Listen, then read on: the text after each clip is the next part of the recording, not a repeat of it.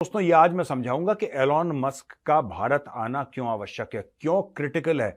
हम लोग कहते हैं फौज में मिशन क्रिटिकल, ये मिशन क्रिटिकल क्यों है? ऐसा कौन सा तीर मारने वाला है एलॉन मस्क? क्या इलेक्ट्रिकल व्हीकल्स टाटा नहीं बनाता?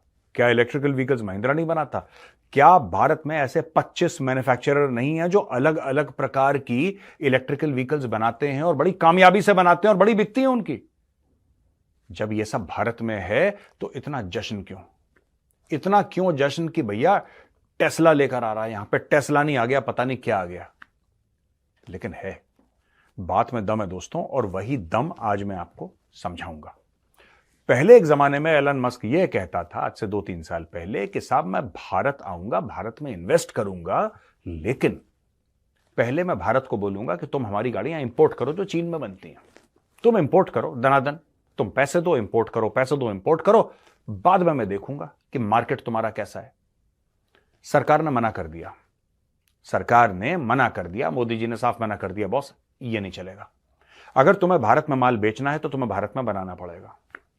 एलॉन मस्क को बुरा लगा, एलॉन मस्क चला गया। हमने बोला ठीक है। फिर इनकी मीटिंग पिछले साल हुई। जब पिछले साल मीटिंग हुई मोदी जी की और एलॉन मस्क की, तब एलॉन मस्क ने यह मीडिया के सामने बोला कि मैं मोदी जी का बहुत बड़ा फैन हूं। और सिर्फ यही नहीं, उसने बोला I will come to India as humanly fast as possible. जितना मुझसे हो सकेगा उतनी जल्दी आऊंगा। और अब अप्रैल के महीने में भाई साहब विराजमान हो रहे हैं और ये देखेंगे अलग अलग जगह भारत में, अलग अलग जगह ये देखेंगे कहां पे फैक्ट्री लगा सकते हैं, कहां पे फैक्ट्री डाल सकते हैं। दोस्तों आज की तारीख में ज्यादातर जो टेस्ला बनती है ना, वो बनती है चीन में, मैक्सिमम चाइना में बनती है, अमेरिका में भी बनती है। भारत बन जाएगा तीसरा देश जहां पे टेस्ला की बहुत बड़ी फैक्ट्री लगेगी। इससे फायदे क्या हैं? और सबसे ज्यादा 70-75% तो हमारी जो लगभग इलेक्ट्रिकल व्हीकल्स जो हैं, ये कौन बनाता है भारत में? टाटा बनाता है। अच्छा, टाटा के अलावा महिंद्रा भी बनाता है। एक आध फॉरेन कंपनीज भी हैं जो इंडिया में मैन्युफैक्चर करती हैं। और दोस्तों कई कई किस्म की ईवीज बनती हैं भारत में। स्कूटर बनते हैं, मोटरसाइकिल बनती हैं, ये ऑटो रिक्शा बनता है, नोएडा में चलते हैं वो ऑटो रिक्शा इलेक्ट्रिकल, बहुत चलते हैं। हर चीज रोड ब्लॉक वही तो करते हैं, वो सब इलेक्ट्रिकल हैं, रोड ब्लॉक वाले, हरी प्लेट वाले। कारें बनती हैं, सब कुछ बनता है यहां पे। लेकिन टेस्ला जब आएगी ना दोस्तों, तो उससे 3 मुख्य फायदे होंगे और ये आपको जानने की जरूरत है। फिर मैं आऊंगा मोदी जी पे बाद में, ये मोदी जी की स्टोरी में बाद में सुनाऊंगा क्यों कर रहे हैं, क्या कर रहे हैं। लेकिन मुख्य तौर पे 3 फायदे होंगे जब टेस्ला आएगी भारत में।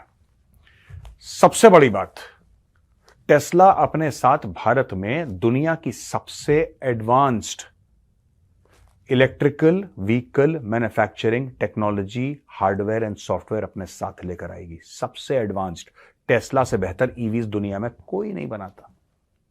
वो BYD चाइना का चिल्लाता रहे कि जो हमारी सेल ज्यादा है, वो ठीक है, वो ठीक है, उसको कोई मना नहीं कर रहा कि उसकी सेल ज्यादा होंगी।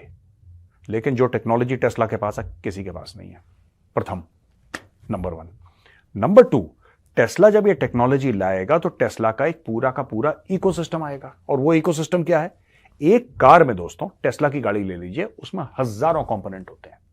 ये नट, ये बोल्ट, ये वायर, ये सॉफ्टवेयर, ये स्टीयरिंग व्हील, ये टायर, उसके ये एक्सेल, पता नहीं दुनिया भर का जो भी गाड़ी में होता है, एवरीथिंग इज देयर। ये बनेगा कहां पे? Over a period of time कहा जा रहा है कि more than 50% will be manufactured in India. यानी कि टेस्ला भारत में सिर्फ असेंबल नहीं होगी, यहां पे उसके more than 50% parts initially India में मैन्युफैक्चर होंगे। आगे चलते चलते ये पूरा 100% हो जाएगा। आप समझ लीजिए और कितनी फैक्ट्रीज खुलेंगी भारत में। सिर्फ टेस्ला को सप्लाई करने के लिए हजारों फैक्ट्रीज खुल जाएंगे, लिटरली हजारों फैक्ट्रीज खुल जाएंगे। जो टेस्ला के कुछ कोई वायर सप्लाई कर रहा है, ठीक है जी, कोई वायर सप्लाई कर रहा है, कोई कह रहा है कि नहीं साहब हम एक टिपिकल सॉफ्टवेयर आपको दे रहे हैं जो इंडिया स्पेसिफिक है, वो सप्लाई कर रहा है। कोई सीट के कवर सप्लाई कर रहा है। हर एक चीज फैक्ट्रीज होती है ना, कुछ एग्जिस्टिंग फैक्ट्रीज होंगी, कुछ कई सारी नई बन जाएंगी। इससे क्या होगा कि लोगों को रोजगार मिलेगा, लिविंग स्टैंडर्ड अच्छा होगा। तो ये तो 2 पॉइंट हो गए। तीसरा सबसे इंपॉर्टेंट पॉइंट, जो कि जियोपॉलिटिकल पॉइंट है, और मैं चाह रहा था ये ना बोलूं लेकिन मजा आता है तो फिर बोल ही देता हूं, कि चाइना के पेट पे लात पड़ने वाली है बहुत तेज। क्योंकि भैया 2 ब्रांड हैं दुनिया के, 2 ब्रांड हैं जिसको लेकर चाइना बहुत फरफर करता है, बहुत फरफर करता है। 2 ब्रांड है जिसको लोग बहुत एडमायर करते हैं। नंबर 1 एप्पल, वो भारत में बनना शुरू हो गया। पहले चाइनीज ने बड़ा वो बोला कि नहीं साहब, इंडिया का एप्पल तो बेकार है, इंडिया, मेरी तो लड़ाई हो गई शोरूम में, मैं आपको सही बता रहा हूं। मैं नोएडा गया खरीदने के लिए, वहां पर कह रहा no this is made in India. क्या खुजली है तुम्हें पता भी है, तुम्हें पता भी है। कुछ लोग होते हैं ना, हर समय उनके नाक हवा में रहती है कि नो दो वी प्रेफर, मैंने बोला फॉरेन, तुम तो ऐसे बात कर रहे हो, चाइना दो कौड़ी का चाइना नहीं है। तुम्हारे देश में वर्ल्ड क्लास एप्पल के फोन बन रहा है, तुम्हें कौन सी मौत आ रही है, खरीदो उसको। और फिर सबके सामने गया, मैंने वहां पे बोला कि नहीं, I specifically need an Indian phone यार। वो प्रो मैक्स दिखा रहा था मुझे, और मैं प्रो मैक्स ही खरीदने गया था, बाय द वे मैं प्रो मैक्स ही खरीदने गया था 15, लेकिन उसने बोला कुछ गोल गोल उसने बातें करी, फिर बोला नहीं साहब ये तो मेड इन चाइना। मतलब हटा सावन की घटा, नहीं खरीदेगा मेजर, नहीं खरीदना। मैं छोटा फोन ले लूंगा, मेक इन इंडिया। वो कह रहा साल अगले साल बनना है, ठीक है प्रो मैक्स फिर खरीदेंगे हम एक बार और, क्या दिक्कत है। चीन से माल नहीं लेना बॉस।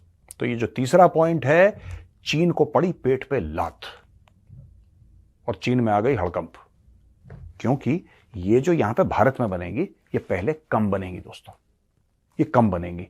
लेकिन वो जो कम है वो किसके हिस्से से आ रही हैं, किसके हिस्से से आ रही हैं? देखिए, अगर दुनिया में मैं उदाहरण दे रहा हूं अभी आपको, आप इनको एग्जैक्ट फिगर्स मत लेना, सिर्फ उदाहरण है, ओनली एन एग्जांपल, हाइपोथेटिकल। अगर दुनिया में 100 टेस्ला बन रही है एक महीने में 100 टेस्ला, ठीक है जी, 100 टेस्ला। अब मैं ऐसी बात कर रहा हूं, ठीक है, I am just quoting random figures, these are not actual figure, these are random figures. हम कहते हैं कि साहब 20 बन रही हैं अमेरिका में और 80 बन रही हैं चाइना में, 20 बन रही हैं अमेरिका में, 80 बन रही हैं चाइना में। अब नेक्स्ट स्टेप पे आइए, बोला कि साहब भारत में 20 बनेंगी। ये जो 20 भारत में बनेंगी, ये कहां से आएंगी 20? क्या दुनिया की खपत टेस्ला की 100 से 120 हो गई है और जो एडिशनल 20 हैं वो भारत में बनेंगी? No, not at all. ये जो 20 हैं ये बनेंगी, जो चाइना का जो 80 है ना, चाइना के 80 वहां से भारत में आएंगी, भारत में बनेंगी। यानी कि आपने चाइना का धंधा काट दिया। दोस्तों, चाइना प्लस वन पॉलिसी भी यहां पे मुझे आपको समझानी पड़ेगी, और बहुत जरूरी है कि आप समझें चाइना प्लस वन पॉलिसी है क्या। बहुत समय तक दुनिया जो थी चाइना पर निर्भर थी कि चाइना बनाएगा तो हम लोग इस्तेमाल करेंगे, ठीक है जी, चाइना कमीज बनाएगा तो हम पहनेंगे, चाइना जूते बनाएगा तो हम पहनेंगे, चाइना वॉशिंग मशीन बनाएगा तो कपड़े धुलेंगे, चाइना माइक्रोवेव बनाएगा तो फिर खाना पकेगा, चाइना गाड़ी बनाएगा तो गाड़ी चलेगी, चाइना बाइक बनाएगा फिर हम ऐश करेंगे, चाइना बनाएगा तो। लेकिन धीरे धीरे धीरे चाइना वो भस्मासुर राक्षस निकला जो कि अमेरिका को आंख दिखाने लगा, वही अमेरिका जिसने चाइना को अरबपति, करोड़पति, खरबोंपति बनाया, वही यूरोप जिसने चाइना को उस पोजीशन पर लाके खड़ा कर दिया, उसी को आंख, वही भस्मासुर, सर पे हाथ रखो भस्म हो जाए, वही भस्मासुर वाली हरकतें चाइना की। तो वेस्ट ने यह सोच लिया कि यार नहीं, इनफ इज इनफ, अब हमें चाइना को थोड़ा सा टाइट करने की जरूरत है। अब टाइट करेंगे तो दूसरा विकल्प क्या है यार?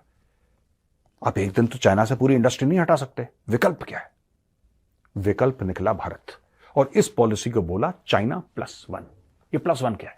ये प्लस वन इंडिया है दोस्तों, हमारे लिए प्लस वन इंडिया है, पर हो सकता है चाइना प्लस वन वियतनाम भी हो सकता है चाइना प्लस वन थाईलैंड हो सकता है चाइना प्लस वन इंडोनेशिया हो सकता है चाइना प्लस वन फिलीपींस हो सकता है चाइना प्लस वन ताइवान हो सकता है China plus one south Korea हो, कुछ भी हो सकता है। लेकिन मैक्सिमम धंधा कहां जा रहा है?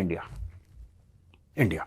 यानी कि अमेरिका और यूरोप ने अब यह बात सोच ली है कि जो हमने सारे के सारे, कहना all are eggs in one baskets, एक ही टोकरी में सारे अंडे डाल दिए कि टोकरी अगर गिरेगी तो सारे अंडे फूट जाएंगे, कह रहे नहीं, नॉट एट ऑल, ये प्रोग्राम कैंसिल करो। अब जो हो रहा है, दुनिया ये कह रही है कि नहीं साहब, दो कारण है इसके, आप कारण समझ लीजिए, फिर मैं मोदी जी की बात पे आऊंगा।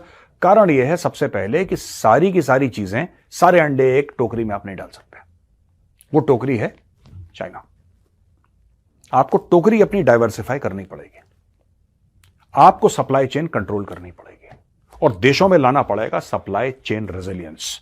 सप्लाई चेन रेजिलियंस का एक पहलू, बड़ा इंपॉर्टेंट पहलू भारत में क्या है? आप लोग जानते हैं क्या है? आत्मनिर्भर Bharat. Supply chain resilience is at the core of आत्मनिर्भर भारत, कि हम बनाएंगे, हम अपनी सप्लाई चेन कंट्रोल करेंगे। कोई माइकालाल नहीं है जो भारत को एक्सपोर्ट करेगा, ये लो। हाँ, नेचुरल चीजें हैं जैसे कि ऑयल है, नहीं होता भारत में, नहीं होता, ठीक है यार, थोड़ा बहुत कहीं कहीं होता है, पर हमारी जो बेसिक इंपोर्ट है ऑयल की, उस पर भी मैं आऊंगा, वो भी बहुत जरूरी है, आपको जानकारी देना जरूरी है। द चाणक्य डायलॉग्स में आपको पता होना चाहिए कि हम लोग कितना पैसा खर्च कर रहे हैं तेल पे। खैर नहीं।